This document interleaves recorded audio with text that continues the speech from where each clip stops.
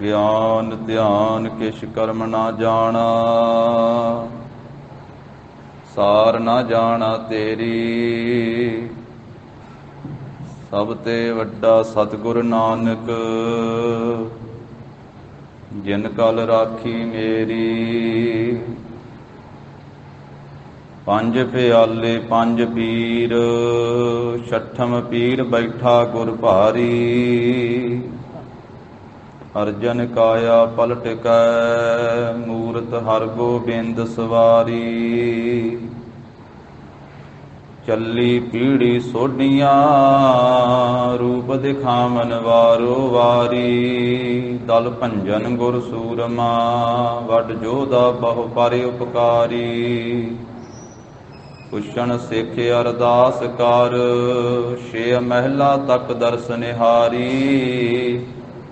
ਅਗਮ ਅਗੋਚਰ ਸਤਿਗੁਰੂ, ਬੋਲੇ ਮੁਖ ਤੇ ਸੁਣੋ ਸੰਸਾਰੀ।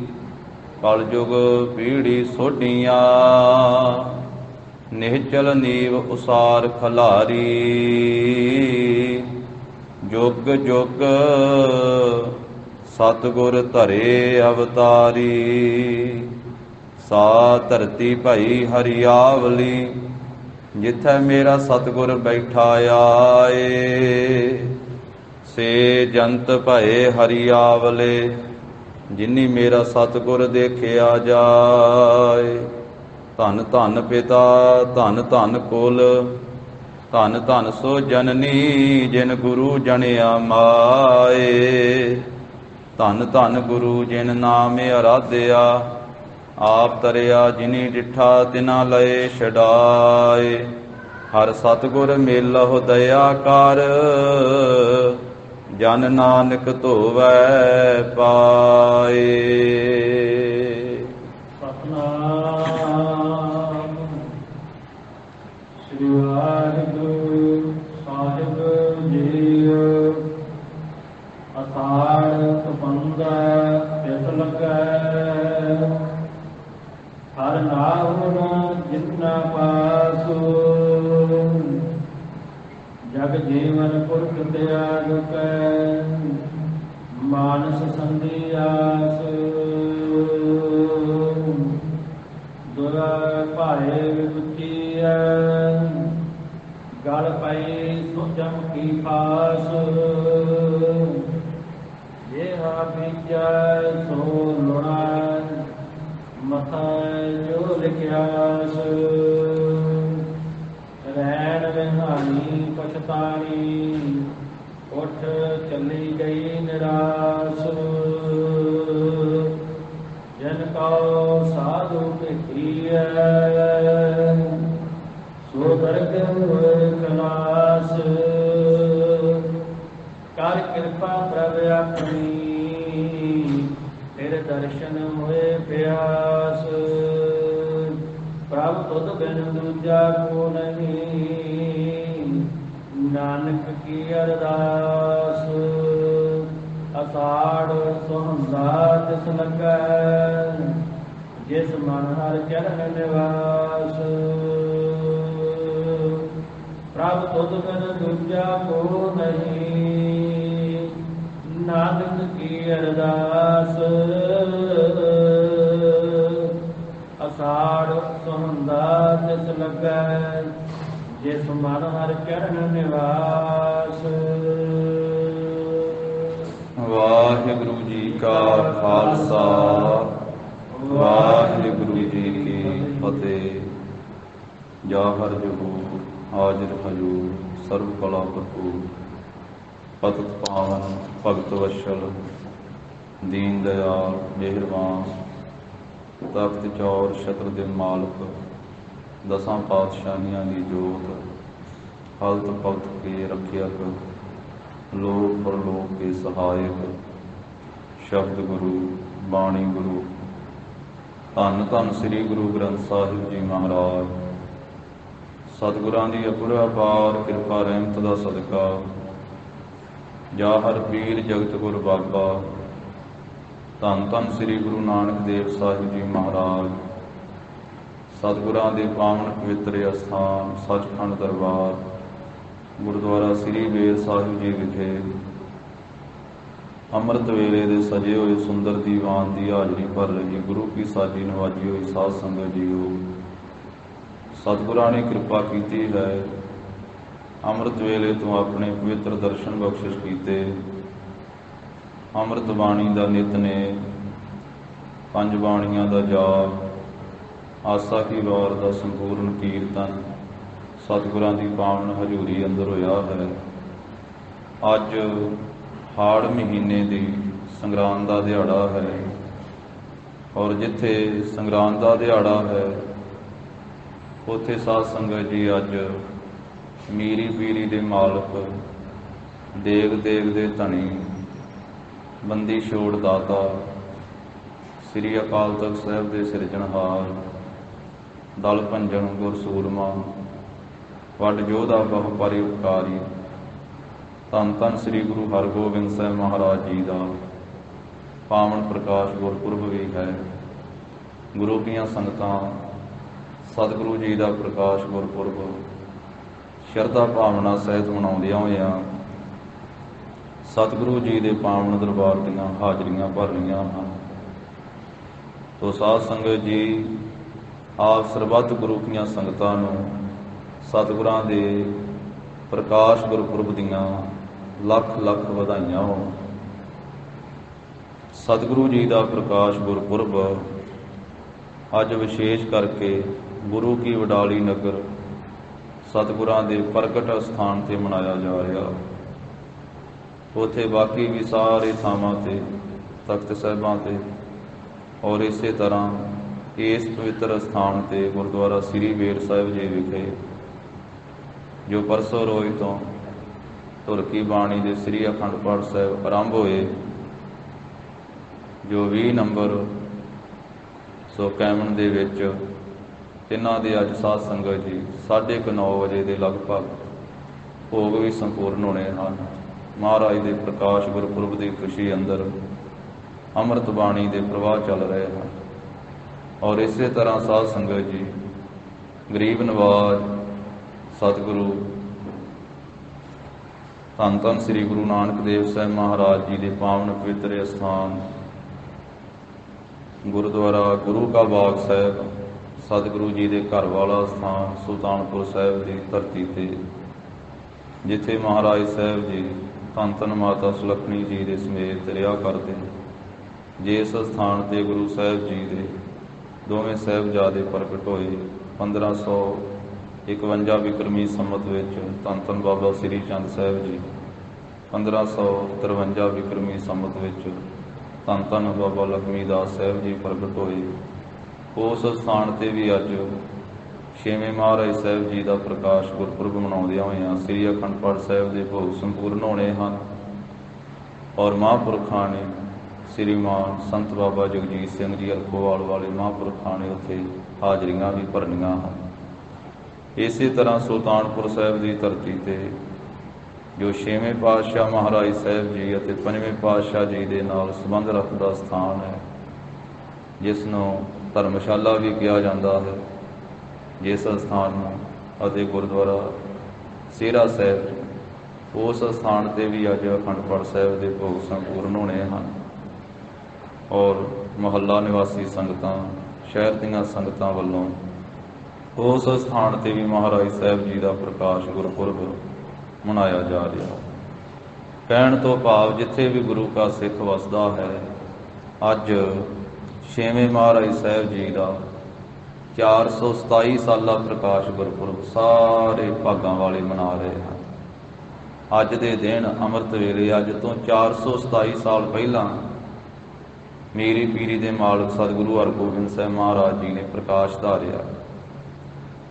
ਬਿਕਰਮੀ ਸੰਮਤ 1652 ਹਾੜ ਵਧੀ ਏਕਮ, ਸ੍ਰੀਮਾਨ ਸੰਤ ਗਿਆਨੀ ਗੁਰਬਚਨ ਸਿੰਘ ਜੀ ਖਾਲਸਾ ਪਿੰਡਾਂ ਵਾਲੇ ਮਹਾਂਪੁਰਖਾਂ ਨੇ ਇਹ ਜ਼ਿਕਰ ਕੀਤਾ ਹੈ ਹਾੜ ਵਧੀ ਏਕਮ ਦਾ।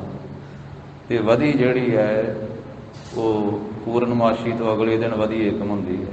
ਕੱਲ੍ਹ ਪੂਰਨਮਾਸ਼ੀ ਦਾ ਦਿਨ ਸੀ, ਅੱਜ ਹਾੜ ਵਧੀ ਏਕਮ ਦਾ ਦਿਨ ਹੈ। 1652 ਬਿਕਰਮੀ ਸੰਮਤ ਅਤੇ 1595 ਈਸਵੀ ਸਨ ਨੂੰ सतगुरु हरगोबिंद साहब महाराज जी ने प्रकाश धारिया गुरु की वडाली नगर दे विच। बोले सो निहाल। सत श्री अकाल। और साध संगत जी, महाराज साहब सच्चे पातशाह जी ने महान परोपकार कीते। जिथे आपां गुरु साहब जी दे अज दे बख्शिश कीते होए उपदेश की विचार साझी करनी है, जो 12 महाबाणी दे अंदर उथे नाल नाल 6वें पातशाह सतगुरु हरगोबिंद साहब महाराज जी का पवित्र इतिहास भी विचारना। सतगुरु हरगोबिंद साहब महाराज साहब जी की सारी शरीर कारबला भाई कान सिंह नाभा जी लिखते आ 48 साल 10 महीने ते 15 दिन भाव पौने 49 साल सतगुरु हरगोबिंद साहब महाराज जी की सारी शरीर कारबला हुई है, जिस विचों महाराज साहब जी ने 37 साल 8 महीने ते 7 दिन गुरियाई की है। सतगुरु हरगोबिंद साहब महाराज जी ऐसे महान परोपकारी सतगुरु, जिन्हां सतगुरां दा प्रकाश ब्रह्म ज्ञानी बाबा बुढ़ा साहब जी के बचनां नाल होया। महाराज साहब जी के सत्कारयोग पिता पंचम पातशाह धन धन श्री गुरु अर्जन देव साहब जी महाराज, सतगुरां दे पूजनीक माता धन धन माता गंगा जी, सतगुरु पंचम पातशाह महाराज साहब जी का आनंद कारज 16 साल की शरीर कारबला विच होया। भाई कान सिंह नाभा जी लिखते आ 23 हाड़ बिक्रमी संमत 1636 ਨੂੰ पंचम पातशाह धन श्री गुरु अर्जन देव साहब महाराज जी का माता गंगा जी के नाल आनंद कारज होया। फलौर के इलाके मौ साहब नगर के विच ते 16 साल बाद गुरु हरगोबिंद साहब महाराज जी का प्रकाश होया। ये भाई कान सिंह नाभा की लिखत है। जिस वेले 15 साल हो चुके सन महाराज साहब जी के घर दे विच धन श्री गुरु अर्जन देव साहब महाराज ते माता गंगा जी तिन्हां दे घर विच कोई संतान नहीं है। बाबा प्रिथी चंद ते बीबी करमो वो आपस विच गल्लां बातां भी करदे। बीबी करमो कहिंदी है बाबे प्रिथी चंद नूं कि जे तुसीं पिता सतगुरु रामदास साहब जी की आग्या विच चले हुंदे, उन्हां दी आग्या विच रह के सेवा कमाई हुंदी ते अज गुरता गद्दी तुहाडे पास हुंदी। अज जिन्नियां संगतां उधर जांदियां वो सारियां अपने कोले आउंदियां। बाबे प्रिथी चंद ने आख्या फिर की होया जे गुरियाई मैनूं नहीं मिली, अपने शरीकां दे घर विच किहड़ा कोई संतान है। इस करके अगे अपना पुत्र मेहरबान ही गुरता गद्दी का मालक बनेगा। ये गल गुरु की दासी ने सुननी, उन्हें धन माता गंगा जी नूं आ करके बेनती करनी ते माता गंगा जी ने फिर सतगुरु पंचम पातशाह महाराज जी अगे तरला पाउणा, बेनती करनी कि सतगुरु जी गुरुदेव पति देव जीओ आप सब संसार दीयां झोलियां भरदे हो, सारियां नूं सारियां दातां देंदे हो, घर दी गोदी सखणी है, घर दी झोली खाली है, कृपा करो। ते धन श्री गुरु अर्जन देव साहब महाराज जी ने अपने धर्म पत्नी अपने महल साडे पूजनीक माता जी माता गंगा जी नूं कहना कि बाबा बुढ़ा साहब जी की सेवा करो, बाबा बुढ़ा साहब जी तो अरदास बेनती कराओ, उन्हां तो बचन लो। बाबा जी धन श्री गुरु नानक देव साहब महाराज के प्यारे सिखा वो वचन करनगे ते अपने घर विच संतान पैदा होवे। इतिहास विच लिखिया पहले दिन माता गंगा जी रथ ते सवार होके गए, नाल दास दासियां सिख सेवक जाहो जलाल दे नाल जांदे, घोड़ियां ते बलदां दे गलां विच पाईयां होईयां मेलां घुंघरू वो खड़कदे आ। ते जिस वेले धूड़ घट्टा कच्चे रस्ते तो उड़ के आकाश नूं जांदा है, दरख्तां तो पंछी उड़दे आ। बाबा बुढ़ा साहब जी ब्रह्म ज्ञानी बीड़ साहब के इलाके च गुरु की खेती करा रहे सन, फसलों की सेवा कर रहे उत्थे, गुरु घर के पशु भी उत्थे सांभिया करते सन। ਤੇ ਦੁੱਧ ਗੁਰੂ ਕੇ ਲੰਗਰਾਂ ਵਿੱਚ ਭੇਜਿਆ ਕਰਦੇ। ਗੁਰੂ ਘਰ ਦੇ ਘੋੜੇ ਵੀ ਸਾਂਭਿਆ ਕਰਦੇ ਬਾਬਾ ਬੁੱਢਾ ਸਾਹਿਬ ਜੀ, ਤੇ ਗੁਰੂ ਘਰ ਦੀਆਂ ਫਸਲਾਂ ਦੀ ਸੇਵਾ ਕਰਿਆ ਕਰਦੇ, ਖੇਤੀ ਦੀ ਸੇਵਾ। ਬੀੜ ਸਾਹਿਬ ਵਾਲਾ ਸਥਾਨ। ਨਾਲ ਦੇ ਸੇਵਾਦਾਰਾਂ ਸਿੱਖਾਂ ਨੂੰ ਪੁੱਛਦੇ ਆ ਵੀ ਇਹ ਘਟਾ ਇੰਨਾ ਕਿਉਂ ਉੱਡ ਉੱਡ ਕੇ ਆਕਾਸ਼ ਨੂੰ ਜਾ ਰਿਹਾ, ਪੰਛੀ ਕਿਵੇਂ ਉਡਾਰੀਆਂ ਮਾਰ ਰਹੇ? ਸਿੱਖਾਂ ਨੇ ਆਖਿਆ ਬਾਬਾ ਜੀ ਇਹ ਗੁਰੂ ਕੇ ਆ ਰਹੇ ਆ, ਗੁਰੂ ਕੇ ਆ ਰਹੇ। ਇੱਕ ਸੁਭਾਵਕ ਹੀ ਬਚਨ ਕੀਤਾ, ਗੁਰੂ ਕਿਆਂ ਨੂੰ ਕਿਧਰੋਂ ਭਾਜਣਾ ਪਈਆਂ। ਉਸ ਦਿਨ ਕੋਈ ਬਚਨ ਨਾ ਹੋਇਆ। ਮਾਤਾ ਜੀ ਨੇ ਖਾਲੀ ਨਿਰਾਸ਼ ਹੋ ਕੇ ਵਾਪਸ ਚਲੇ ਜਾਣਾ। ਸ਼ਾਮ ਨੂੰ ਜਦੋਂ ਗੁਰੂ ਕੇ ਮਹਿਲ ਜੋ ਅਸਥਾਨ ਹੈ ਨਾ ਸ੍ਰੀ ਅੰਮ੍ਰਿਤਸਰ ਸਾਹਿਬ ਵਿੱਚ, ਉਹ ਸਤਿਗੁਰਾਂ ਦੀ ਰਿਹਾਇਸ਼। ਗੁਰੂ ਕੇ ਮਹਿਲਾਂ ਦੇ ਵਿੱਚ ਮਹਾਰਾਜ ਪੰਜਵੇਂ ਪਾਤਸ਼ਾਹ ਨੇ ਜਦੋਂ ਸ਼ਾਮ ਨੂੰ ਘਰੇ ਆਉਣਾ ਤੇ ਮਾਤਾ ਗੰਗਾ ਜੀ ਨੂੰ ਪੁੱਛਣਾ ਕਿ ਅੱਜ ਤੁਸੀਂ ਬਾਬਾ ਬੁੱਢਾ ਸਾਹਿਬ ਜੀ ਦੇ ਪਾਸ ਗਏ ਸੀ, ਕੀ ਬਾਬਾ ਜੀ ਨੇ ਬਚਨ ਕੀਤਾ? ਤਾਂ ਉਸ ਵੇਲੇ ਉਹਨਾਂ ਨੇ ਇਹ ਬਚਨ ਕੀਤਾ ਕਿ ਸਤਿਗੁਰੂ ਜੀ ਅੱਜ ਬਾਬਾ ਜੀ ਨੇ ਤਾਂ ਕੋਈ ਐਸਾ ਬਚਨ ਨਹੀਂ ਕੀਤਾ ਸੰਤਾਨ ਦੀ ਪ੍ਰਾਪਤੀ ਵਾਲਾ, ਸਗੋਂ ਆਹ ਬਚਨ ਬਾਬਾ ਜੀ ਦੇ ਮੁਖ ਵਿੱਚੋਂ ਨਿਕਲਿਆ ਵੀ ਗੁਰੂ ਕਿਆਂ ਨੂੰ ਕਿਧਰੋਂ ਭਾਜਣਾ ਪਈਆਂ। ਤੇ ਪੰਜਵੇਂ ਪਾਤਸ਼ਾਹ ਨੇ ਆਖਿਆ ਇਹ ਬਾਬਾ ਬੁੱਢਾ ਸਾਹਿਬ ਜੀ ਦਾ ਬਚਨ ਪੂਰਾ ਹੋਵੇਗਾ, ਸਫਲਾ ਹੋਵੇਗਾ, ਇਹ ਉਹਨਾਂ ਦਾ ਬਚਨ ਪੂਰਾ ਹੋਵੇਗਾ। ਆਖਿਆ ਕਿਵੇਂ ਗਏ ਸੀ? ਦੱਸਿਆ ਜੀ ਇਸ ਤਰ੍ਹਾਂ ਦਾਸ ਦਾਸੀਆਂ ਨੂੰ ਨਾਲ ਲੈ ਕੇ ਰੱਥ ਤੇ ਸਵਾਰ ਹੋ ਕੇ ਗਏ ਸਾਂ। ਕਹਿੰਦੇ ਜਦੋਂ ਕੁਝ ਲੈਣਾ ਹੋਵੇ ਉਦੋਂ ਇਸ ਤਰ੍ਹਾਂ ਨਹੀਂ ਜਾਈਦਾ, ਇਸ ਮਾਣ ਨਾਲ ਨਾ ਜਾਓ ਕਿ ਅਸੀਂ ਗੁਰੂ ਕੇ ਪਤਨੀ ਹਾਂ।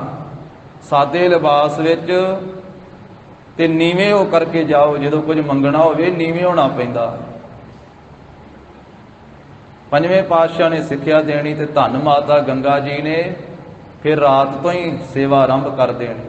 ਆਪਣੇ ਹੱਥੀਂ ਦਹੀਂ ਜਮਾਉਣਾ, ਅੰਮ੍ਰਿਤ ਵੇਲੇ ਉੱਠ ਕਰਕੇ ਖੂਹ ਦੇ ਜਲ ਨਾਲ ਪਹਿਲਾਂ ਇਸ਼ਨਾਨ ਕਰਨਾ, ਫਿਰ ਅੰਮ੍ਰਿਤ ਸਰੋਵਰ ਦੇ ਵਿੱਚੋਂ ਇਸ਼ਨਾਨ ਕਰਨਾ, ਤੇ ਫਿਰ ਆਪਣੇ ਪਵਿੱਤਰ ਹਸਤ ਕਮਲਾਂ ਦੇ ਨਾਲ ਆਪ ਚੱਕੀ ਗੇੜ ਕਰਕੇ ਵਿੱਚ ਦਾਣੇ ਪਾ ਕੇ ਤੇ ਮਿੱਸਾ ਆਟਾ ਤਿਆਰ ਕਰਨਾ।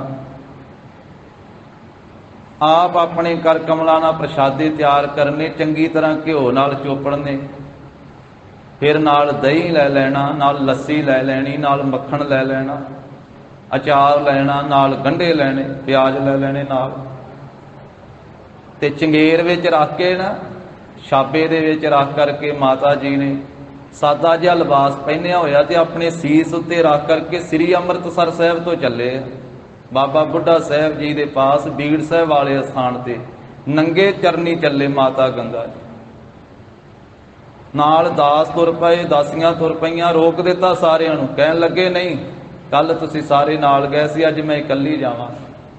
ਮਾਤਾ ਜੀ ਚੱਲ ਪਏ, ਪਰ ਦਾਸ ਦਾਸੀਆਂ ਨੇ ਵਿਚਾਰ ਕੀਤੀ ਵੀ ਨਹੀਂ ਮਾਤਾ ਜੀ ਨੂੰ ਇਕੱਲਿਆਂ ਨੂੰ ਥੋੜਾ ਭੇਜਣਾ, ਆਪਾਂ ਪਿੱਛੇ ਪਿੱਛੇ ਤੁਰੇ ਜਾਂਦੇ ਆ।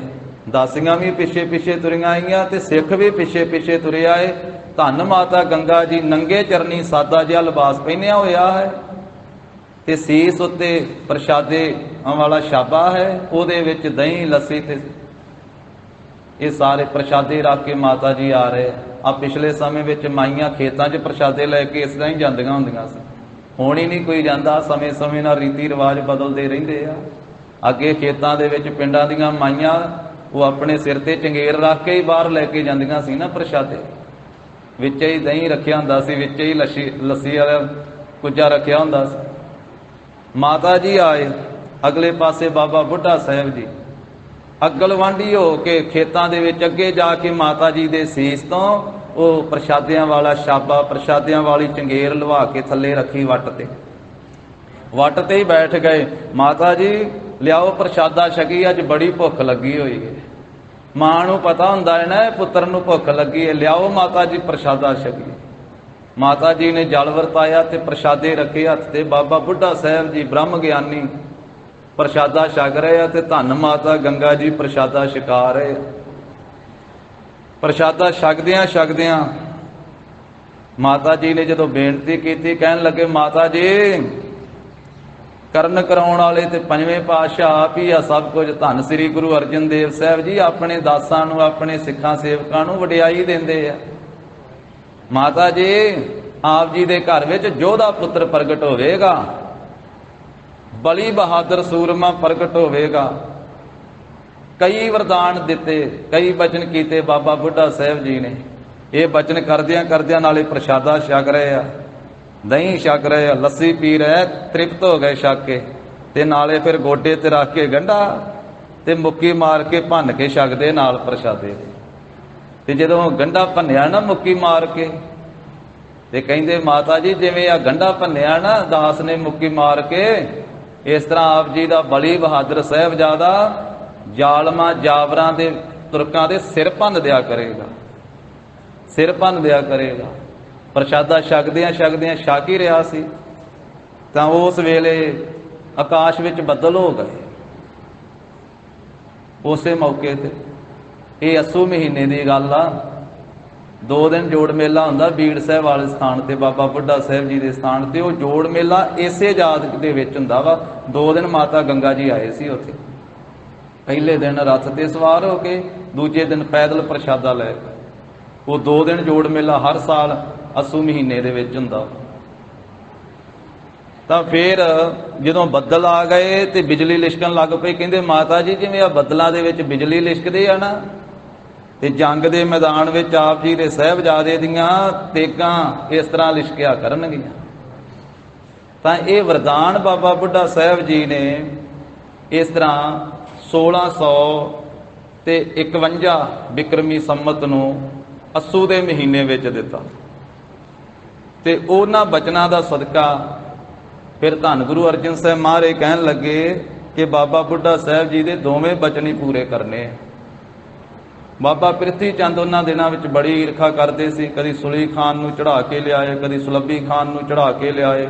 ਭਾਵੇਂ ਉਹ ਮਹਾਰਾਜ ਸਾਹਿਬ ਤੀਕ ਨਹੀਂ ਪਹੁੰਚੇ, ਰਾਹ ਵਿੱਚ ਹੀ ਮਰ ਮੁੱਕ ਗਏ। ਪਰ ਧੰਨ ਸ੍ਰੀ ਗੁਰੂ ਅਰਜਨ ਸਾਹਿਬ ਮਹਾਰਾਜ ਕਹਿੰਦੇ ਵੀ ਵੱਡੇ ਭਰਾਤਾ ਈਰਖਾ ਕਰਦੇ ਆ, ਫੌਜਾਂ ਚੜਾ ਲਿਆਉਂਦੇ ਆ, ਅਸੀਂ ਈਰਖਾ ਨਹੀਂ ਕਰਨੀ, ਅਸੀਂ ਅੰਮ੍ਰਿਤਸਰ ਸਾਹਿਬ ਛੱਡ ਕੇ ਹੀ ਚਲੇ ਜਾਂਦੇ ਹਾਂ। ਜਿਹੜਾ ਪਹਿਲਾ ਬਚਨ ਕੀਤਾ ਸੀ ਨਾ ਬਾਬਾ ਬੁੱਢਾ ਸਾਹਿਬ ਨੇ, ਗੁਰੂ ਕਿਆਂ ਨੂੰ ਕਿਧਰੋਂ ਭਾਜਣਾ ਪਈਆਂ, ਨਾਲੇ ਉਹ ਬਚਨ ਉਹਨਾਂ ਦਾ ਪੂਰਾ ਕਰ ਦਿੱਤਾ। ਕਹਿੰਦੇ ਅਸੀਂ ਅੰਮ੍ਰਿਤਸਰ ਸਾਹਿਬ ਛੱਡ ਕੇ ਹੀ ਚਲੇ ਜਾਂਦੇ ਹਾਂ। ਆਪਣੇ ਮਹਿਲ ਮਾਤਾ ਗੰਗਾ ਜੀ ਨੂੰ ਨਾਲ ਕੋਈ ਦਾਸ ਦਾਸੀਆਂ ਨੂੰ ਲਿਆ ਤੇ ਅੰਮ੍ਰਿਤਸਰ ਸਾਹਿਬ ਛੱਡ ਕੇ ਤੇ ਸਤਿਗੁਰੂ ਜੀ ਕੁਝ ਮੀਲ ਪਰਾਂ ਵਡਾਲੀ ਨਗਰ ਵਿੱਚ ਚਲੇ ਗਏ, ਜਿਸ ਨੂੰ ਅੱਜ ਗੁਰੂ ਕੀ ਵਡਾਲੀ ਕਿਹਾ ਜਾਂਦਾ ਹੈ। ਪਹਿਲਾਂ ਕੱਲਾ ਵਡਾਲੀ ਨਾਂ ਸੀ ਉਹਦਾ, ਜਿਵੇਂ ਸ੍ਰੀ ਬਾਬਾ ਬਕਾਲਾ ਸਾਹਿਬ ਦਾ ਪਹਿਲਾਂ ਕੱਲਾ ਹੀ ਨਾਮ ਬਕਾਲਾ ਸੀ। ਫਿਰ 8ਵੇਂ ਪਾਤਸ਼ਾਹ ਨੇ ਜਦੋਂ ਬਚਨ ਕੀਤਾ ਸੀ ਵੀ ਬਾਬਾ ਬਕਾਲੇ, ਉਦੋਂ ਤੋਂ ਫਿਰ ਸ੍ਰੀ ਬਾਬਾ ਬਕਾਲਾ ਸਾਹਿਬ ਨਾਂ ਪਿਆ। ਇਸੇ ਤਰ੍ਹਾਂ ਵਡਾਲੀ ਨਗਰ ਦਾ ਪਹਿਲਾ ਨਾਮ ਕੱਲਾ ਵਡਾਲੀ ਸੀ। ਉੱਥੇ ਧੰਨ ਸ੍ਰੀ ਗੁਰੂ ਅਰਜਨ ਸਾਹਿਬ ਮਹਾਰਾਜ ਪਰਿਵਾਰ ਸਮੇਤ ਗਏ। ਗੁਰੂ ਕੇ ਚਰਨ ਪਏ, ਜਿੱਥੇ ਬਾਬਾ ਪੈਰ ਧਰੇ ਪੂਜਾ ਆਸਣ ਥਾਪਣ ਸੋਆ। ਜਿੱਥੇ ਜਾਏ ਬਹਿ ਮੇਰਾ ਸਤਿਗੁਰੂ ਸੋ ਥਾਨ ਸੁਹਾਵਾ ਰਾਮ ਰਾਜੇ। ਸਾ ਧਰਤੀ ਭਈ ਹਰਿਆਵਲੇ, ਜਿੱਥੇ ਮੇਰਾ ਸਤਿਗੁਰ ਬੈਠਾ ਆਏ ਸੇ ਜੰਤ ਭਏ ਹਰਿਆਵਲੇ।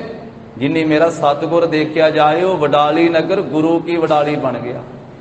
ਫਿਰ ਉਸ ਨਗਰ ਵਿੱਚ ਰਹਿੰਦੇ ਹੋਏ ਆ ਅੱਜ ਦੇ ਦਿਹਾੜੇ, ਅੱਜ ਤੋਂ 427 ਸਾਲ ਪਹਿਲਾਂ ਅੰਮ੍ਰਿਤ ਵੇਲੇ ਈਸਵੀ ਸਨ 1595 ਔਰ ਬਿਕਰਮੀ ਸੰਮਤ 1652 ਹਾੜਵਦੀ ਏਕਮ ਵਾਲੇ ਦਿਨ ਧੰਨ ਧੰਨ ਸ੍ਰੀ ਗੁਰੂ ਅਰਜਨ ਦੇਵ ਸਾਹਿਬ ਮਹਾਰਾਜ ਜੀ ਦੇ ਗ੍ਰਹਿ ਧੰਨ ਧੰਨ ਮਾਤਾ ਗੰਗਾ ਜੀ ਦੇ ਪਵਿੱਤਰ ਕੁੱਖ ਤੋਂ ਮੀਰੀ ਪੀਰੀ ਦੇ ਮਾਲਕ ਬੰਦੀ ਛੋੜ ਦਾਤਾ ਸਤਿਗੁਰੂ ਹਰਗੋਬਿੰਦ ਸਾਹਿਬ ਮਹਾਰਾਜ ਜੀ ਦਾ ਪ੍ਰਕਾਸ਼ ਹੋਇਆ।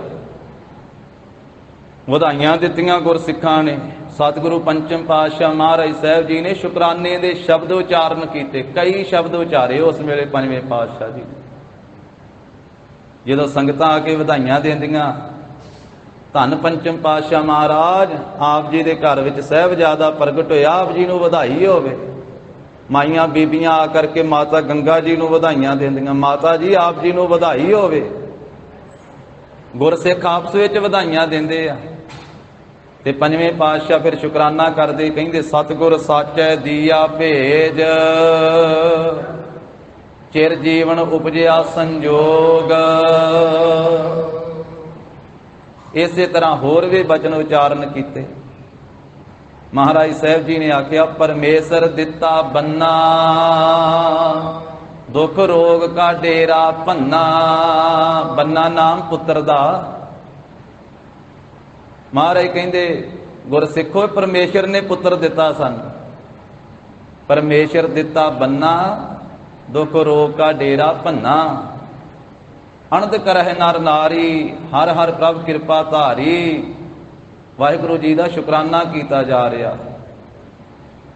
कुछ समा महाराज साहब उत्थे रहे तो फिर गरीब नवाज श्री अमृतसर साहब आए, समेत परिवार नूं भी सद्या। इत्थे आके इत्थों पत्रिका भेजी सी, जिन तुम भेजे तिन्ह बुलाए, सुख सहज सेती घर आओ, आनंद मंगल गुण गाओ, सहज धुन निहचल राज कमाओ, तुम घर आवो मेरे मीत, तुमरे दोखी हरे आप निवारे, अपदा भई बतीत। फिर छेवें पातशाह माता गंगा जी दे समेत गुरु की वडाली तो श्री अमृतसर साहब आए। इत्थे रहिंदियां होइयां फिर महाराज साहब जी जदों 9 साल दे होए ना, सतगुरु हरगोबिंद साहब महाराज फिर साध संगत जी महाराज साहब जी नूं वेख करके गए।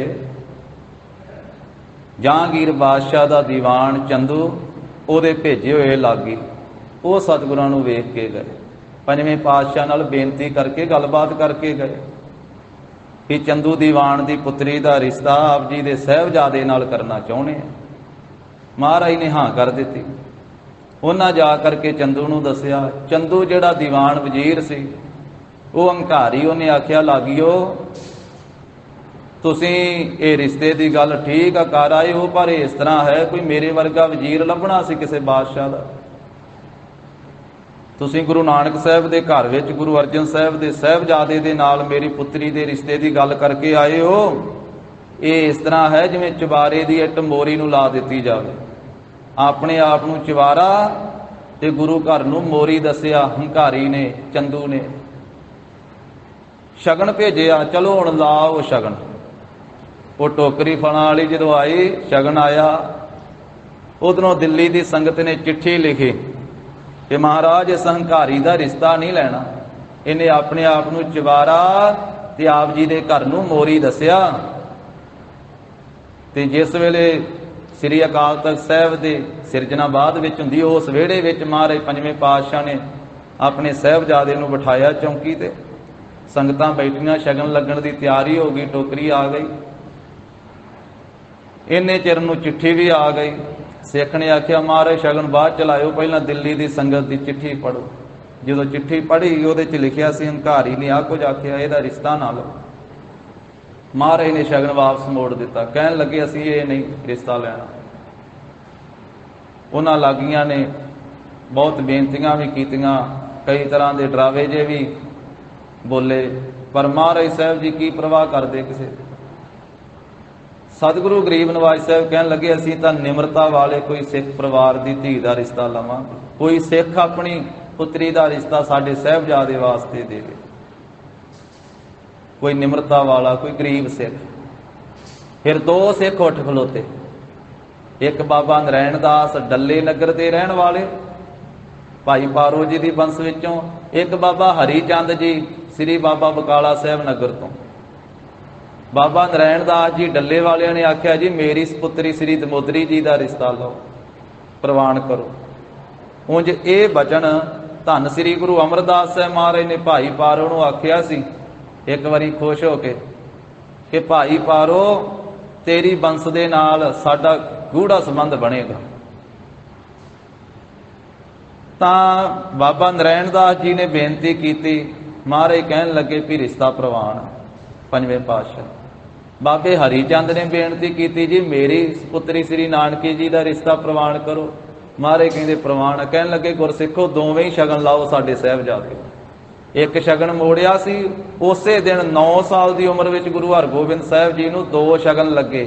एक डल्ले दे बाबा नरैण दास जी दे पुत्री माता दमोदरी जी का, ये 1604 ईस्वी सन ते 1661 विक्रमी संमत नूं जिस साल सचखंड श्री हरमंदर साहिब विच पंजवें पातशाह ने पहला प्रकाश करवाया सी। 9 साल की उम्र गुरु हरगोबिंद साहब जी की उस मौके। ते दूजा बाबा हरीचंद जी दे पुत्री माता नानकी जी का भी शगन लगा। संगतां विच खुशियां होईयां। और उस साल ही फिर धन श्री गुरु अर्जन देव साहब महाराज जी अपने साहिबजादे की बरात अमृतसर साहब तो लैके इत्थे सुल्तानपुर साहब पहुंचे।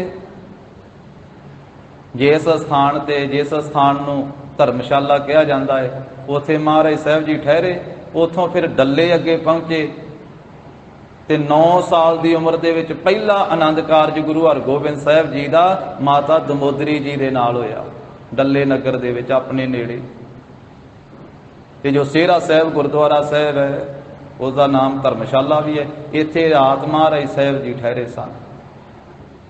तो सतगुरु गरीब नवाज सच्चे पातशाह जी ने अपनी मौजूदगी दे विच अपने साहबजादे दा पहला आनंद कारज किया। जिहड़ा दूसरा आनंद कारज है ना, वो महाराज साहब जी का 18 साल की उम्र दे विच होया, सतगुरु पंचम पातशाह की शहादत तो बाद विच। तीसरा आनंद कारज बाबा दया राम जी मंडियाली दे रहण वाले सन, उन्हां दे सपुत्री माता मरवाही जी दे नाल ये 20 साल की उम्र दे विच सतगुरु हरगोबिंद साहब जी का तीसरा आनंद कारज होया। माता मरवाही जी का दूसरा नाम इतिहास विच माता महादेवी जी भी आउंदा है। सतगुरु हरगोबिंद साहब महाराज जी 11 साल की उम्र दे विच होए जदों पंजवें पातशाह महाराज ने लाहौर जाना है शहादत देण वास्ते, ते आप जी नूं गुरता गद्दी दा तख्त दे के जांदे। बाबा बुढ़ा साहब ते भाई गुरदास साहब जी नूं नाल लैके श्री कोठा साहब दे अंदर महाराज साहब जी 5 पैसे नालिए रख के परिक्रमा करके मत्था टेक के अपनी जोत अपने साहबजादे विच टिका देंदे। 11 साल की उम्र विच सतगुरु हरगोबिंद साहब जी गुरता गद्दी दे तख्त ते सोभनीक होए। कुछ दिन पहला महाराज की शहादत तो जिथे पंजवें पातशाह का शहीदी दिहाड़ा कोई दिन पहला मनाया, उहदे तो पहला गुरता गद्दी पुरब मनाया 6वें पातशाही का। ते कुछ दिन बाद विच मीरी पीरी दिवस भी मनाया जाना, क्योंकि सतगुरु पंजवें पातशाह की शहीदी तो बाद फिर श्री सहज पाठ आरंभ करवाए 6वें पातशाह ने, उन्हां दे भोग संपूर्ण होने, ते फिर महाराज साहब जी ने गुरता गद्दी के तख्त ते बैठना। फिर बाबा बुढ़ा साहब जी ने आप जी नूं गुरियाई दा तिलक दी मर्यादा संगत दे विच करनी, ते मीरी पीरी दियां श्री साहिबा गातरे पाउणी। 11 साल की उम्र च मीरी पीरी दियां तेगां गातरे पाईयां गुरु हरगोबिंद साहब जी। 13 साल की उम्र दे विच महाराज साहब जी ने श्री अकाल तख्त साहब की सिरजना की, अकाल बुंगे की सिरजना की, क्योंकि गुरियाई के तख्त ते महाराज साहब जी बैठे आ। गरीब नवाज 1663 बिक्रमी संमत ते 1606 ईस्वी सन ते 2 साल बाद गुरता गद्दी के तख्त ते बैठण तो 2 साल बाद महाराज साहब जी ने श्री अकाल तख्त साहब की सिरजना की है। 13 साल की उम्र सी उस मौके ते गुरु हरगोबिंद साहब जी। और महाराज साहब जी ने सिखां नूं शस्त्रधारी बनाया, घोड़सवार बनाया। जरनैल थापे बाबा बिधि चंद साहब जी नूं, भाई जेठा जी नूं, भाई पैड़ा जी नूं, भाई प्राणा जी नूं आदਿਕ सिखां बाबा बिधि चंद साहब जी नूं आख्या कि तुसीं ढाडी लै करके आओ। हाथी ते फिर ढाडियां नूं सुर सिंह नगर तो लैके आए सी। उन्हां दोवां ढाडियां ने फिर श्री अकाल तख्त साहब सब तो पहली बार जदों महाराज ने आग्या की भी सूरबीरता दीयां वारां गाओ, कि सतगुरु हरगोबिंद साहब महाराज जी की वार गाई सी ढाडियां ने, गुरु के ढाडियां ने श्री अकाल तख्त साहब खलो के, क्योंकि ढाडियां की सिरजना 6वें पातशाह ने की गुरु घर दे विच। गुरु घर विच मान सन्मान ढाडियां नूं मीरी पीरी दे मालक गुरु हरगोबिंद साहब जी ने दिता। ते फिर ढाडियां ने जदों वार गाई तो कहंदे 2 तलवारी बद्धियां, एक मीरी दी एक पीर दी। महाराज जी का जस गाया। तो साध संगत जी सतगुरु हरगोबिंद साहब महाराज साहब जी के बेअंत परोपकार सतगुरु साहब जी ने 37 साल 8 महीने ते 7 दिन गुरियाई की है। और सतगुरु जी की सारी शरीर कारबला पौने 49 साल हुई है। 48 साल 10 महीने ते 15 दिन सारी शरीर कारबला जोत रूप करके शब्द रूप करके अज भी महाराज बख्शिशां वरता रहे। तो ऐसे सतगुरु हरगोबिंद साहब महाराज साहब जी जिन्हां सतगुरां दा आपां प्रकाश गुरपुरब मना रहे हाँ।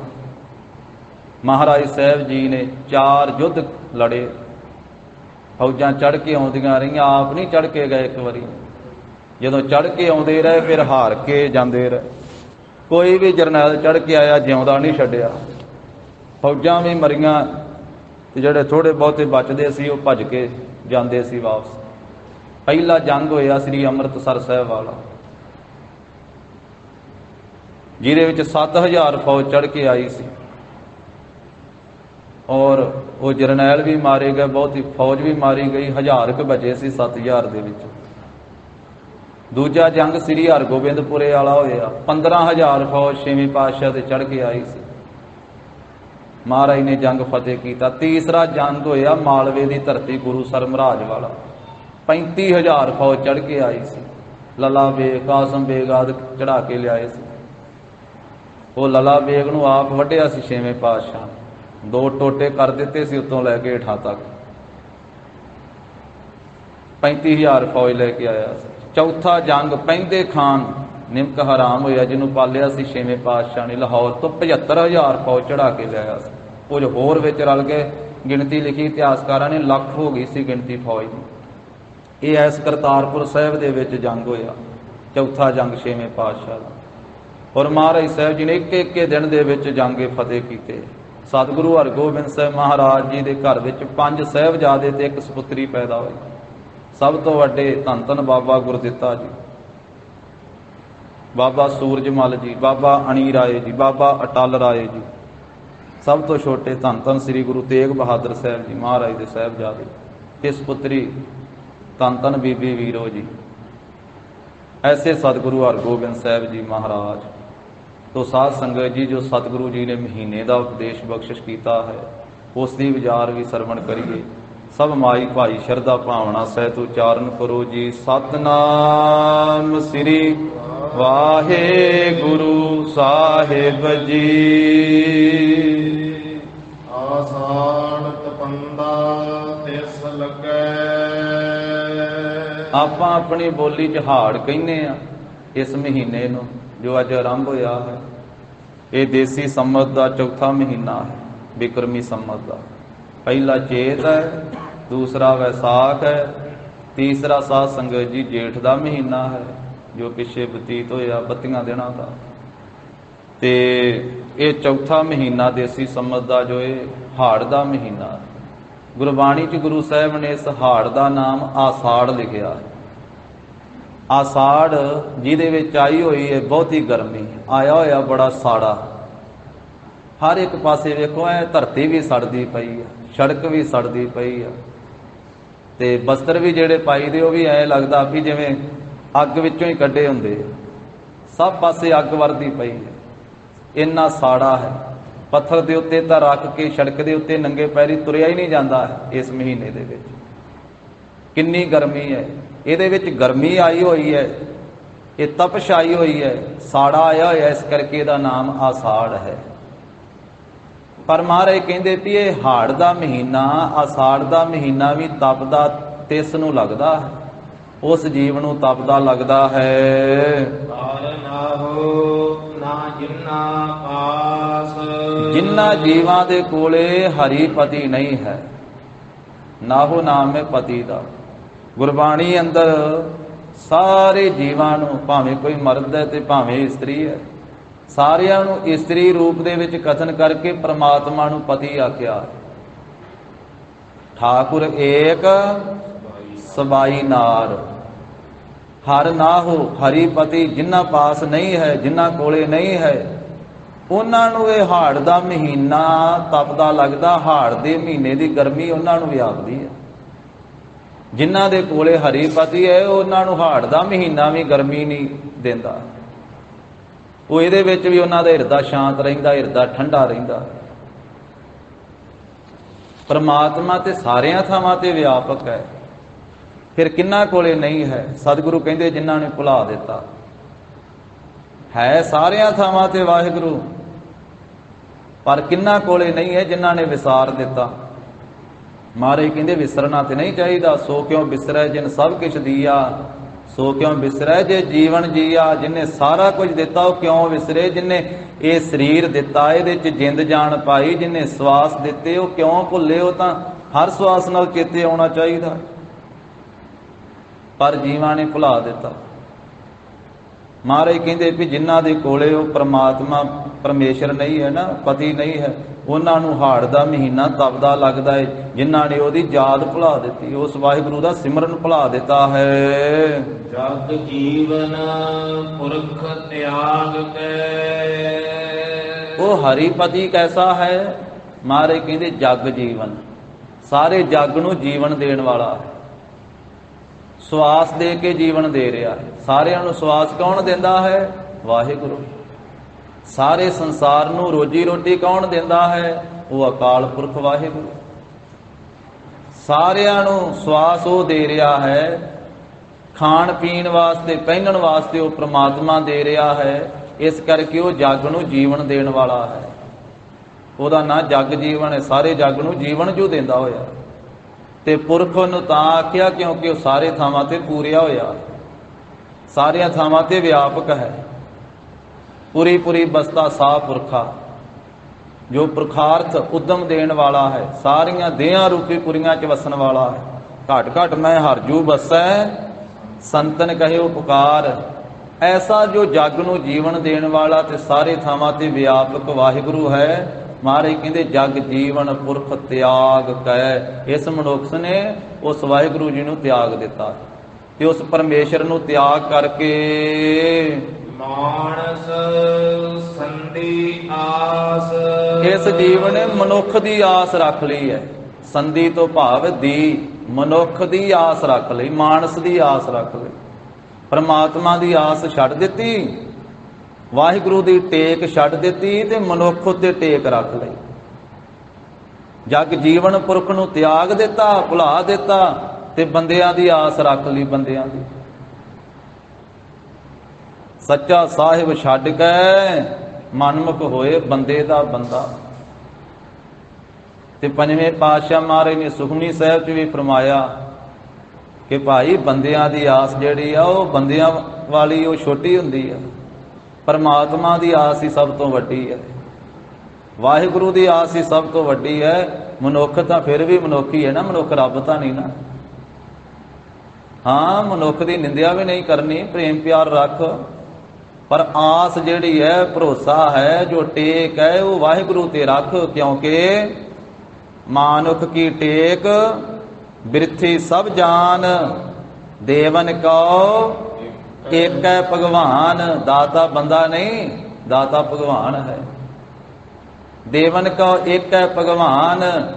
ਮਨੁੱਖ ਦੇ ਤਾਂ ਆਪ ਦਾ ਢਿੱਡ ਨਹੀਂ ਭਰਦਾ, ਇਹ ਦੂਜੇ ਨੂੰ ਕੀ ਰਜਾਵੇਗਾ? ਇਹ ਆਪ ਰੱਜ ਜਾਵੇ ਇੰਨਾ ਹੀ ਬੜਾ ਵਾ।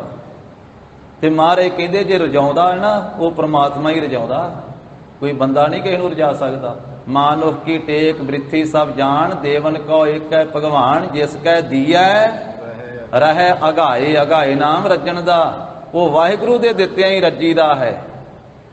ਤੇ ਉਹ ਫਿਰ ਇਹੋ ਜਿਹਾ ਰਜਾ ਦਿੰਦਾ ਨਾ, ਚੰਗੀ ਤਰ੍ਹਾਂ ਕੁੱਖਾਂ ਕੱਢ ਦਿੰਦਾ, ਚੰਗੀ ਤਰ੍ਹਾਂ ਉਹ ਫਿਰ ਚੰਗੀ ਤਰ੍ਹਾਂ ਤ੍ਰਿਪਤ ਕਰਦਾ ਹੈ। ਫਿਰ ਭੁੱਖ ਹੀ ਨਹੀਂ ਰਹਿੰਦੀ ਨਾ ਲੋਕ ਦੇ ਪਦਾਰਥ ਦੀ, ਨਾ ਪ੍ਰਲੋਕ ਦੇ ਪਦਾਰਥ।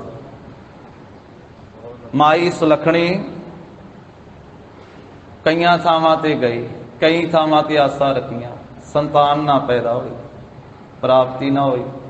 ਇੱਛਾ ਸੀ ਪੁੱਤਰ ਪ੍ਰਾਪਤ ਹੋ ਜਾਵੇ। ਸਤਿਗੁਰੂ ਹਰਗੋਬਿੰਦ ਸਾਹਿਬ ਮਹਾਰਾਜ ਦੀ ਚਰਨ ਸ਼ਰਨ ਵਿੱਚ ਆਏ।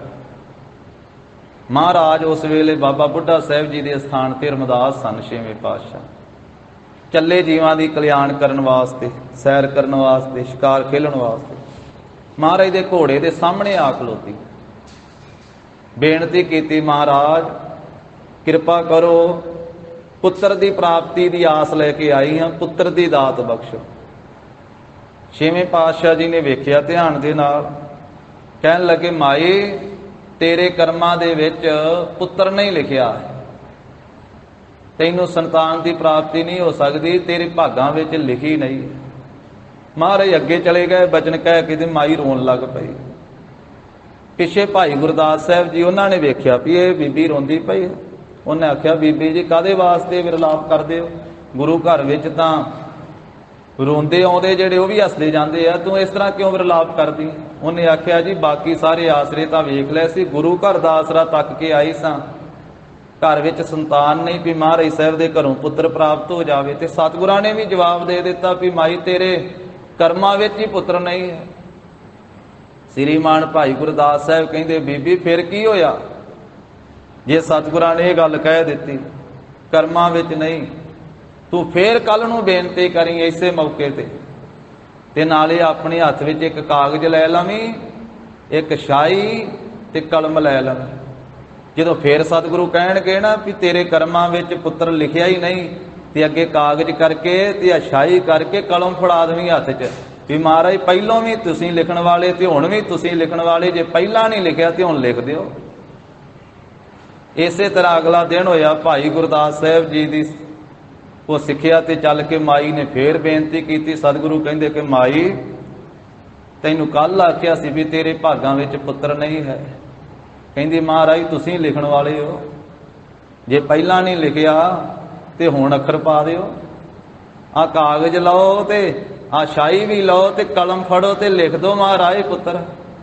ਘੋੜੇ ਤੇ ਸਵਾਰ ਸੀ ਛੇਵੇਂ ਪਾਤਸ਼ਾਹ, ਨਾਲੇ ਤੇ ਹੱਸ ਪਏ ਤੇ ਨਾਲੇ ਕਾਗਜ਼ ਲੈ ਕਰਕੇ ਤੇ ਫਿਰ ਮਹਾਰਾਜ ਸਾਹਿਬ ਜੀ ਨੇ ਏਕੇ ਦੀ ਥਾਂ ਤੇ ਸਾਤਾ ਪਾਇਆ। ਕਈਆਂ ਇਤਿਹਾਸਕਾਰਾਂ ਨੇ ਲਿਖਿਆ ਵੀ ਮਹਾਰਾਜ ਸਾਹਿਬ ਜੀ ਦੇ ਘੋੜੇ ਨੇ ਸੁੰਮ ਹਿਲਾ ਦਿੱਤਾ, ਘੋੜਾ ਹੀ ਲਿਆ। ਘੋੜਾ ਮਹਾਰਾਜ ਦੇ ਹੁਕਮ ਤੋਂ ਬਿਨਾਂ ਕਿਵੇਂ ਹਿਲ ਸਕਦਾ? ਉਹ ਮਹਾਰਾਜ ਨੇ ਆਪ ਹੀ ਕੌਤਕ ਰਚਿਆ। ਕਹਿਣ ਲੱਗੇ ਲੈ ਮਾਈ ਪਾਉਣ ਤੇ ਏਕਾ ਲੱਗੇ ਸਾ ਤੇ ਪੈ ਗਿਆ ਸਾਤਾ। ਭਾਵੇਂ ਆਪਣੇ ਆਪ ਪੈ ਵੀ ਜਾਵੇ ਪਰ ਮਹਾਰਾਜ ਦੇ ਹੁਕਮ ਤੋਂ ਬਿਨਾਂ ਤਾਂ ਨਹੀਂ ਕੁਝ ਹੁੰਦਾ ਨਾ। ਸਤਿਗੁਰੂ ਜੀ ਨੇ ਇਹ ਹਾਸੇ ਦੇ ਵਿੱਚ ਹੀ ਇਹ ਕੌਤਕ ਕਰ ਦਿੱਤਾ। ਹੱਸਦਿਆਂ ਕਹਿਣ ਲੱਗੇ ਲੈ ਏਕੇ ਦੀ ਥਾਂ ਤੇ ਮਾਈ ਆ ਸਾਤਾ ਪੈ ਗਿਆ, ਹੁਣ ਤੇਰੇ ਘਰ ਵਿੱਚ 7 ਪੁੱਤਰ ਹੋਣਗੇ।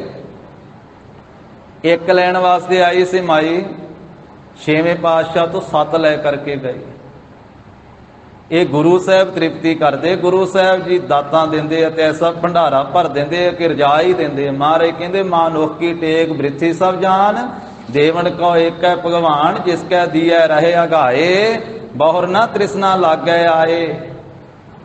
ਫਿਰ ਤ੍ਰਿਸ਼ਨਾ ਹੀ ਨਹੀਂ ਲਾਗੇ ਆਉਂਦੀ, ਐਸਾ ਤ੍ਰਿਪਤ ਕਰਦੇ, ਐਸਾ ਰਜਾਉਂਦੇ ਸਤਿਗੁਰੂ ਪਰਮੇਸ਼ਰ। ਮਾਰੈ ਰਾਖੈ ਏਕੋ ਆਪ, ਮਾਨੁਖ ਕੈ ਕਿਛ ਨਾਹੀ ਹਾਥ। ਇਸ ਕਰਕੇ ਮਹਾਰਾਜ ਕਹਿੰਦੇ ਵੀ ਮਾਰਨ ਵਾਲਾ ਵੀ ਉਹ ਤੇ ਰੱਖਣ ਵਾਲਾ ਵੀ ਉਹ। ਮਨੁੱਖ ਦੇ ਹੱਥ ਵਿੱਚ ਕੀ ਹੈ? ਮਨੁੱਖ ਦੇ ਕੋਲੇ ਜੇ ਹੈ ਤੇ ਹਉਮੈ ਫੋਕੀ 4 ਦਿਨਾਂ ਦੀ ਚੁੱਕੀ ਫਿਰਦਾ।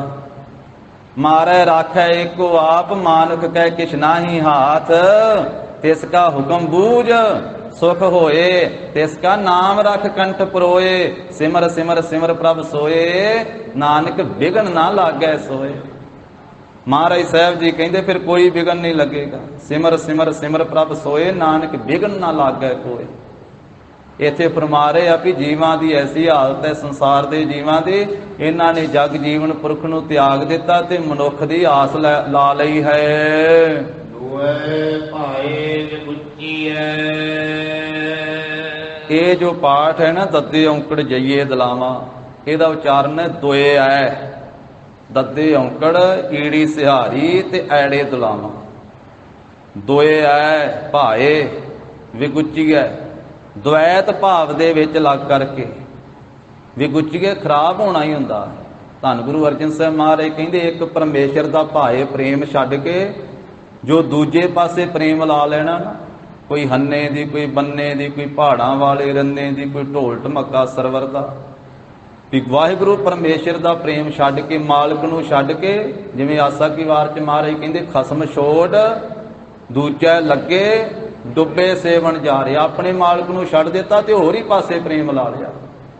ਦੇਵੀ ਦੇਵਤੇ ਕੋਈ ਮੜੀ ਕਵਰ ਮੱਟ ਵੱਲੇ। ਤੋ ਇਸ ਕਰਕੇ ਸਤਿਗੁਰੂ ਕਹਿੰਦੇ ਦੋਏ ਭਾਏ, ਦੁਐਤ ਭਾਵ ਦੇ ਵਿੱਚ ਦੂਜੇ ਪਾਸੇ ਪ੍ਰੇਮ ਲਾਉਣੇ ਕਰਕੇ, ਪਰਮਾਤਮਾ ਦੇ ਪ੍ਰੇਮ ਨੂੰ ਛੱਡ ਕੇ ਮਾਨਸ ਸੰਧੀ ਆਸ, ਦੁਐਤ ਭਾਵ ਵਿੱਚ ਪ੍ਰੇਮ ਲਾਉਣੇ ਕਰਕੇ ਵਿਗੁਚੀਐ ਬੇਪੱਤੀ ਦੇ ਸਹਿਤ ਹੋਈਦਾ। ਇੱਜ਼ਤ ਖਰਾਬ ਹੁੰਦੀ ਹੈ, ਵਿਗੁਚੀਐ ਖੁਆਰੀ ਹੁੰਦੀ ਹੈ, ਖਰਾਬ ਹੋਈਦਾ ਹੈ। ਦੋਏ ਭਾਏ ਵਿਗੁਚੀਐ। ਅੱਗੇ ਪੜੋ ਜੀ। ਗਾਲ ਪਾਈ ਸੋ ਜਮ ਕੀ ਫਾਸ। ਜਿਹੜਾ ਦੁਐਤ ਭਾਵ ਵਿੱਚ ਲੱਗ ਗਿਆ, ਦੂਜੇ ਪਾਸੇ ਪ੍ਰੇਮ ਲਾ ਦਿੱਤਾ, ਪ੍ਰਮਾਤਮਾ ਦਾ ਪ੍ਰੇਮ ਭੁਲਾ ਦਿੱਤਾ, ਤੇ ਉਹ ਖਰਾਬ ਹੀ ਹੁੰਦਾ ਹੈ। ਤੇ ਉਹਦੇ ਗਲ ਵਿੱਚ ਪਈ ਸੋ ਜਮ ਕੀ ਫਾਸ, ਪੈ ਗਈ ਆ ਸੋ ਜਮਾਂ ਦੀ ਫਾਈ। ਜਾਣੋ ਕਿ ਉਹਦੇ ਗਲ ਦੇ ਵਿੱਚ ਜਮਾਂ ਦੀ ਫਾਈ ਪੈ ਗਈ। ਜਿਉਂਦਿਆਂ ਹੀ ਜਮਾਂ ਦੀ ਫਾਈ ਪੈ ਗਈ ਉਸਦੇ। ਤੇ ਸਵਾਸ ਪੂਰੇ ਹੋਣ ਤੋਂ ਬਾਅਦ ਵੀ ਜਮਦੂਤ ਉਹਦੇ ਗਲ ਵਿੱਚ ਰੱਸਾ ਪਾ ਕੇ, ਸੰਗਲ ਪਾ ਕੇ ਗਲ ਸੰਗਲ ਸਿਰ ਮਾਰੇ ਉਭੋ, ਉਹਨੂੰ ਨਰਕਾਂ ਵਿੱਚ ਲੈ ਕੇ ਜਾਣਗੇ, ਧਰਮ ਰਾਜਾ ਦੇ ਪੇਸ਼ ਕਰਨਗੇ। ਜਿਹਾ ਬੀਜੈ ਸੋ ਲੁਣੈ। ਮਹਾਰਾਜ ਕਹਿੰਦੇ ਜਿਹੋ ਜਿਹਾ ਭਾਈ ਕੋਈ ਬੀਜ ਬੀਜਦਾ ਹੈ ਉਹੋ ਜਿਹਾ ਹੀ ਵੱਢਣਾ ਪੈਂਦਾ। ਇਹ ਨਹੀਂ ਵੀ ਬੀਜੇ ਹੋਰ ਕੋਈ ਤੇ ਵੱਢੇਗਾ ਹੋਰ ਕੋਈ। ਆ ਦੂਜੇ ਸੰਸਾਰੀ ਖੇਤਾਂ ਦੇ ਵਿੱਚ ਇੱਥੇ ਪਰਿਵਾਰ ਦਾ ਕੋਈ ਮੈਂਬਰ ਬੀਜੇ ਤੇ ਪਰਿਵਾਰ ਦਾ ਕੋਈ ਮੈਂਬਰ ਵੱਢ ਵੀ ਸਕਦਾ ਫਸਲ। ਵੀ ਪਰਿਵਾਰ ਇਕੱਠਾ ਵਾ, ਇੱਕ ਨੇ ਬੀਜਿਆ ਝੋਨਾ ਲਾਇਆ ਤੇ ਵੱਢਣ ਦੇ ਸਮੇਂ ਤੇ ਉਹ ਨਾ ਵੀ ਹਾਜ਼ਰ ਹੋਵੇ ਤੇ ਦੂਜਾ ਵੱਢ ਲਵੇਗਾ। ਪਰ ਜਿਹੜਾ ਸਰੀਰ ਰੂਪੀ ਖੇਤੀ ਆ ਨਾ, ਇਹਦੇ 'ਚ ਇੱਕ ਤਾਂ ਜੋ ਬੀਜਿਆ ਉਹ ਵੱਢਣਾ ਪੈਣਾ, ਜਿਹੋ ਜਿਹਾ ਕਰਮ ਕੀਤਾ ਉਹੋ ਜਿਹਾ ਹੀ ਫਲ ਮਿਲਣਾ। ਵਿਖਾਵਾ ਜੋ ਮਰਜ਼ੀ ਕਰੀ ਜਾਵੇ, ਗੱਲਾਂ ਬਾਤਾਂ ਜੋ ਮਰਜ਼ੀ ਕਰੀ ਜਾਵੇ, ਪਰ ਜਿਹੜਾ ਬੀਜ ਪਾ ਦਿੱਤਾ ਉਗਣਾ ਉਹੀ ਆ ਤੇ ਫਲ ਉਹੀ ਮਿਲਣਾ। ਫਿਰ ਇਹ ਵੱਢਣਾ ਵੀ ਆਪ ਨੂੰ ਪੈਣਾ।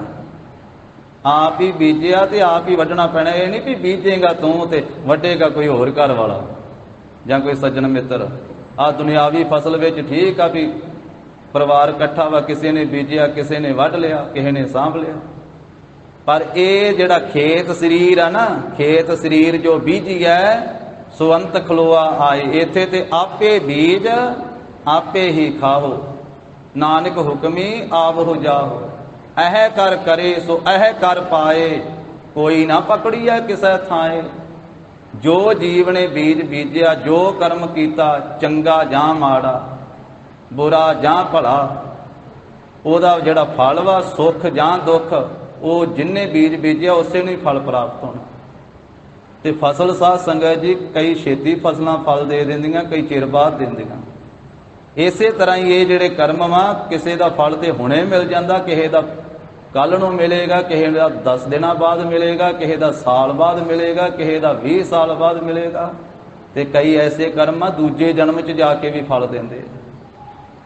ਇਸ ਜਨਮ ਵਿੱਚ ਕਰਮ ਕੀਤਾ, ਦੂਜੇ ਤੇ ਜਾ ਕੇ ਫਲ ਮਿਲਦਾ। ਤੋ ਇਸ ਕਰਕੇ ਮਹਾਰਾਜ ਸਾਹਿਬ ਜੀ ਕਹਿੰਦੇ ਆ, ਦੱਦੈ ਦੋਸ ਨਾ ਦੇਉ ਕਿਸੇ, ਦੋਸ ਕਰਮਾਂ ਆਪਣਿਆ, ਜੋ ਮੈਂ ਕੀਆ ਸੋ ਮੈਂ ਪਾਇਆ, ਦੋਸ ਨਾ ਦੀਜੈ ਅਵਰ ਜਨਾ। ਇਹਦੇ ਚੋਂ ਸਿੱਖਿਆ ਮਹਾਰਾਜ ਇਹ ਦੇ ਰਹੇ ਆ ਕਿ ਭਾਈ ਚੰਗੇ ਬੀਜ ਬੀਜਿਆ ਕਰੋ, ਚੰਗੇ ਕਰਮ ਕਰਿਆ ਕਰੋ, ਫਿਰ ਚੰਗਾ ਫਲ ਮਿਲੇਗਾ। ਜੇ ਮਾੜੇ ਕਰਮ ਕੀਤੇ, ਮਾੜੇ ਬੀਜ ਬੀਜੇ ਤੇ ਫਿਰ ਦੁੱਖਾਂ ਰੂਪੀ ਫਲ ਪ੍ਰਾਪਤ ਹੋਣਾ। ਜਿਹਾ ਬੀਜੈ ਸੋ ਲੁਣੈ, ਜਿਹੋ ਜਿਹਾ ਬੀਜ ਬੀਜਿਆ ਉਹੋ ਜਿਹਾ ਵੱਢਣਾ ਪੈਣਾ। ਇਹ ਨਹੀਂ ਵੀ ਬੀਜੇ ਕਿੱਕਰਾਂ ਤੇ ਆਖੇ ਵੀ ਅੰਗੂਰ ਲੱਗ ਜਾਣਗੇ, ਅੰਗੂਰ ਨਹੀਂ ਲੱਗਣੇ। ਕੱਤੇ ਤਾਂ ਭੇਡ ਦੀ ਉੱਨ ਜਾਂ ਊਠ ਦੀ ਉੱਨ ਤੇ ਆਖੀ ਰੇਸ਼ਮ ਪਾ ਲਵਾਂਗਾ, ਰੇਸ਼ਮ ਨਹੀਂ, ਫਿਰ ਰੇਸ਼ਮ ਹੀ ਕੱਤਣਾ ਪੈਣਾ ਰੇਸ਼ਮ ਪਾਉਣ ਵਾਸਤੇ। ਭਾਵ ਕਰਮ ਹੋਰ ਕਰੇ, ਬੀਜੇ ਜ਼ਹਿਰ ਤੇ ਆਖੇ ਵੀ ਅੰਮ੍ਰਿਤ ਮਿਲ ਜਾਊਗਾ, ਜ਼ਹਿਰ ਬੀਜ ਕੇ ਅੰਮ੍ਰਿਤ ਕਿੱਥੇ ਮਿਲੇਗਾ। ਜਿਹੜਾ ਬੀਜਿਆ ਉਹੀ ਉੱਤੇ ਫਲ ਲੱਗਣਾ। ਫਰੀਦਾ ਲੋੜੈ ਦਾਖ ਬਿਜੌਰੀਆਂ, ਕਿੱਕਰ ਬੀਜੈ ਜੱਟ, ਹੰਡੈ ਉੱਨ ਕਤਾਏ ਦਾ, ਪੈਦਾ ਲੋੜੈ ਪੱਟ।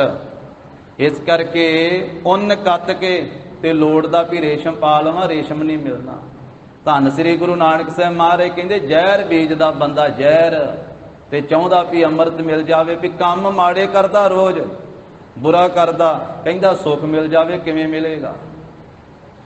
ਸਤਿਗੁਰਾਂ ਨੇ ਇਹ ਵੀ ਬਚਨ ਕਿਹਾ ਵੀ ਜੇ ਆਪ ਤੋਂ ਸੁਖੀ ਹੋਣਾ ਚਾਹਣਾ ਤੇ ਦੂਜੇ ਦਾ ਬੁਰਾ ਵੀ ਨਾ ਕਰ। ਪਰ ਬੰਦੇ ਦੀ ਸੋਚ ਇਹ ਕਹਿੰਦਾ ਵੀ ਮੈਂ ਸੁਖੀ ਹੋਵਾਂ ਪਰ ਦੂਜੇ ਦਾ ਬੁਰਾ ਕਰਕੇ ਸੁਖੀ ਹੋਵਾਂ।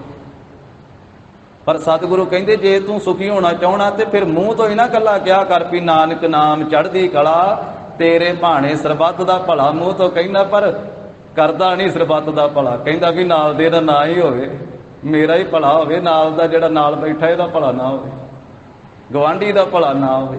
ਮਹਾਰਾਜ ਕਹਿੰਦੇ ਕਿਹਾ ਵੀ ਕਰ ਤੇ ਕਰਿਆ ਵੀ ਕਰ, ਮੰਨਿਆ ਵੀ ਕਰ। ਇਸ ਗੱਲ ਗੁਰਬਾਣੀ ਦਾ ਬਚਨ ਹੈ, ਪਰ ਕਾ ਬੁਰਾ ਨਾ ਰਾਖੋ ਚੀਤ, ਤੁਮ ਕੋ ਦੁੱਖ ਨਹੀਂ ਭਾਈ ਮੀਤ। ਭਰਾਵਾ ਮਿੱਤਰਾ, ਜੇ ਪਰਾਏ ਦਾ ਬੁਰਾ ਨਹੀਂ ਆਪਣੇ ਮਨ ਵਿੱਚ ਰੱਖੇਗਾ ਤੇ ਤੈਨੂੰ ਵੀ ਦੁੱਖ ਨਹੀਂ ਲੱਗੇਗਾ, ਤੇਰਾ ਵੀ ਭਲਾ ਹੋਵੇਗਾ। ਤੋ ਇਸ ਕਰਕੇ ਸਤਿਗੁਰੂ ਕਹਿੰਦੇ ਬੀਜੇ ਬਿਖ ਮੰਗੈ ਅੰਮ੍ਰਿਤ, ਵੇਖੋ ਇਹੋ ਨਿਆਓ। ਬੀਜ ਦਾ ਜ਼ਹਿਰ ਹੈ, ਮੰਗਦਾ ਅੰਮ੍ਰਿਤ ਹੈ। ਕੰਮ ਮਾੜੇ ਕਰਦਾ, ਚਾਹੁੰਦਾ ਵਾ ਸੁਖੀ ਹੋ ਜਾਵਾਂ, ਇਹ ਕੋਈ ਨਿਆਮ, ਕੋਈ ਫੈਸਲਾ ਹੈ।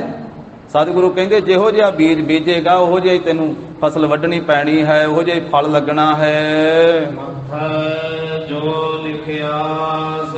ਜਿਸ ਤਰ੍ਹਾਂ ਦੇ ਕਰਮ ਕੀਤੇ ਉਹਦੇ ਮੁਤਾਬਕ ਹੀ ਜੋ ਮੱਥੇ ਤੇ ਲੇਖ ਲਿਖਿਆ ਗਿਆ ਉਹ ਭੋਗਣਾ ਪੈਣਾ ਹੈ। ਰੈਣ ਵਿਹਾਣੀ ਪਛਤਾਣੀ। ਪਰਮਾਤਮਾ ਪਤੀ ਹੈ, ਜੀਵ ਇਸਤਰੀ ਹੈ, ਤੇ ਜਿਹੜੀ ਅਵਸਥਾ ਹੈ ਉਮਰਾ ਰੂਪੀ ਇਹ ਰਾਤ ਹੈ।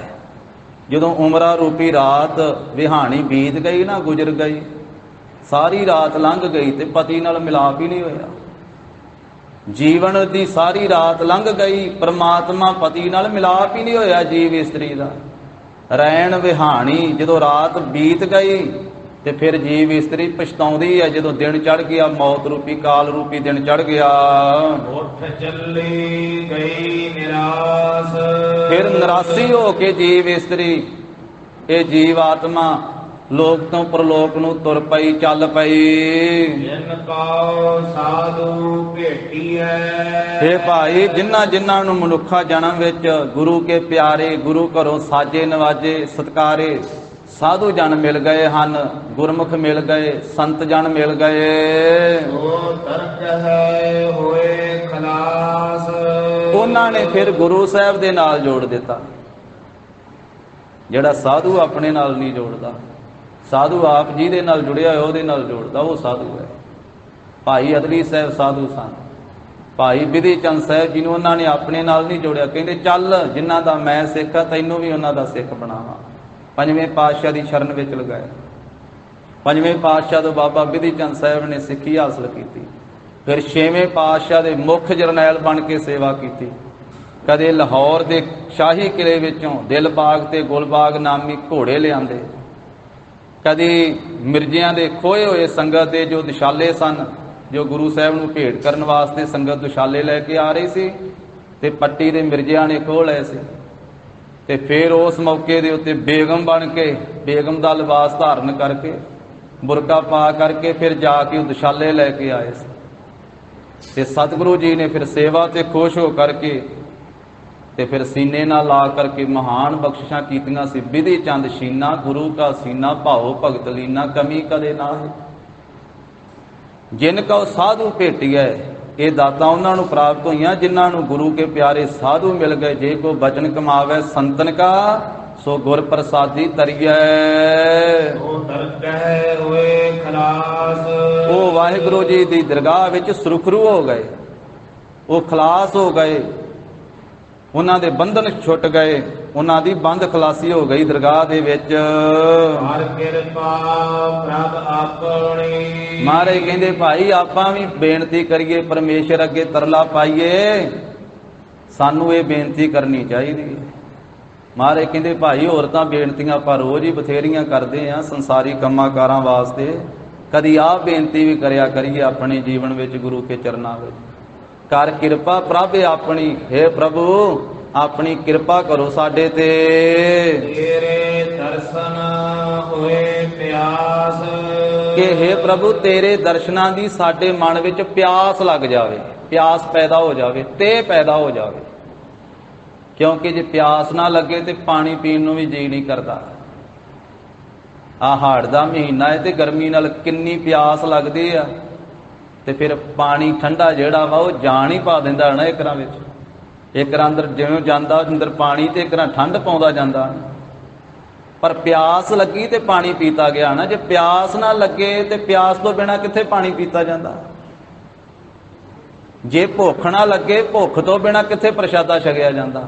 ਖਾਧਾ ਤੇ ਜਾਵੇਗਾ ਬਿਨਾ ਭੁੱਖ ਤੋਂ, ਪਰ ਉਹ ਗੱਲ ਨਹੀਂ ਬਣੇਗੀ ਜਿਹੜੇ ਭੁੱਖ ਲੱਗੇ ਤੇ ਮਿੱਸੇ ਪ੍ਰਸ਼ਾਦੇ ਵੀ ਮਿੱਠੇ ਬਣ ਜਾਂਦੇ ਉਸ ਮੌਕੇ ਤੇ।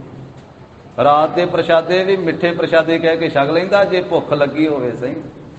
ਜੇ ਨਾ ਲੱਗੇ ਤੇ ਵਧੀਆ ਚੋਪੜੀਆਂ ਨੂੰ ਵੀ ਨੱਕ ਮੂੰਹ ਵੱਟਦਾ। ਤੇ ਲੱਗੀ ਹੋਵੇ ਤੇ ਪਾਣੀ ਪੀਣ ਨੂੰ ਜੀ ਕਰਦਾ। ਇਸੇ ਤਰ੍ਹਾਂ ਜੇ ਵਾਹਿਗੁਰੂ ਦੇ ਦਰਸ਼ਨਾਂ ਦੀ ਪਿਆਸ ਲੱਗੇ ਤੇ ਦਰਸ਼ਨਾਂ ਦੀ ਤਾਂਘ ਤਾਂ ਹੀ ਬਣੇਗੀ ਨਾ। ਦਰਸ਼ਨਾਂ ਦੀ ਲੋਚਾ ਤਾਂ ਹੀ ਹੈ ਨਾ, ਫਿਰ ਦਰਸ਼ਨ ਤਾਂ ਹੀ ਕਰਨੇ ਮੰਗੇਗਾ ਨਾ ਜੇ ਅੰਦਰ ਉਹ ਤਾਂਘ ਬਣ ਜਾਵੇ, ਪਿਆਸ ਬਣ ਜਾਵੇ।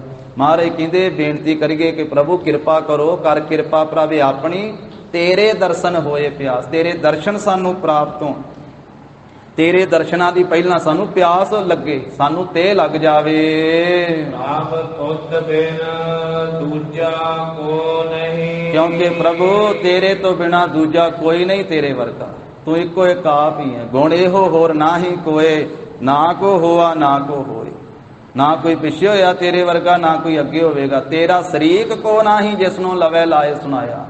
ਪ੍ਰਭੂ ਤੇਰੇ ਤੋਂ ਬਿਨਾ ਤੇਰੇ ਵਰਗਾ ਦੂਜਾ ਕੋਈ ਨਹੀਂ। ਤੇਰੇ ਤੋਂ ਬਿਨਾ ਮੇਰੀ ਰੱਖਿਆ ਸਹਾਇਤਾ ਕਰਨ ਵਾਲਾ ਦੂਜਾ ਕੋਈ ਨਹੀਂ ਹੈ। ਨਾਨਕ ਕੀ ਅਰਦਾਸ। ਮਹਾਰਾਜ ਕਹਿੰਦੇ ਮੇਰੀ ਤਾਂ ਦਾਸ ਦੀ ਹੈ ਪ੍ਰਭੂ, ਤੇਰੇ ਚਰਨਾਂ ਵਿੱਚ ਅਰਦਾਸ ਹੈ, ਬੇਨਤੀ ਹੈ। ਆਸਾੜ ਸੁਹੰਦਾ ਤਿਸ ਲੱਗੈ। ਇਹ ਭਾਈ ਹਾੜ ਦਾ ਮਹੀਨਾ ਸੋਭਨੀਕ ਸੁਹੰਦਾ ਤਿਸ ਜੀਵ ਨੂੰ ਲੱਗਦਾ ਹੈ। ਜਿਸ ਮਨ ਹਰ ਚਰਨ ਨਿਵਾਸ।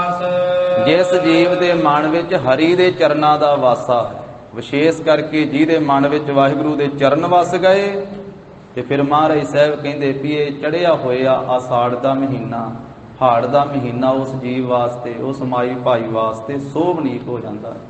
ਉਹਦਾ ਸਾਰਾ ਜੀਵਨ ਰੂਪੀ ਹਾੜ ਦਾ ਮਹੀਨਾ ਸੋਭਨੀਕ ਹੋ ਜਾਂਦਾ, ਸੁਹਾਵਣਾ ਹੋ ਜਾਂਦਾ, ਜਿਹਦੇ ਚਰਨਾਂ ਦੇ, ਜਿਹਦੇ ਹਿਰਦੇ ਦੇ ਵਿੱਚ ਵਾਹਿਗੁਰੂ ਜੀ ਦੇ ਚਰਨਾਂ ਦਾ ਵਾਸਾ ਹੋ ਜਾਵੇ।